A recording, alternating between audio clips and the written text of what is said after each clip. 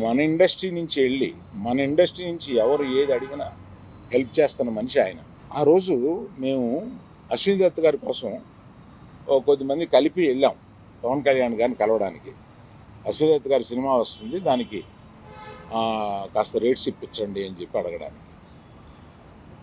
అప్పుడు ఆయన హింట్ చేశారు, చంద్రబాబు నాయుడు గారిని కలిశారా మీరు, ఛాంబర్ తరపున వచ్చి కలవండి. ఆ తర్వాత ఆ కమ్యూనికేషన్లో ఏం జరిగిందో ఏంటో ఆ తర్వాత ఎవరు దాన్ని పట్టించుకోలేదు.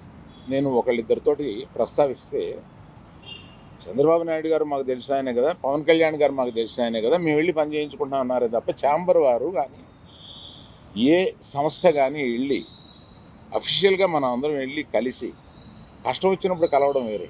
కష్టం వచ్చినప్పుడు ఇప్పుడు మనం అసలు ప్రభుత్వం వచ్చిన తర్వాత వెళ్ళి మనం కలవాలి కదా.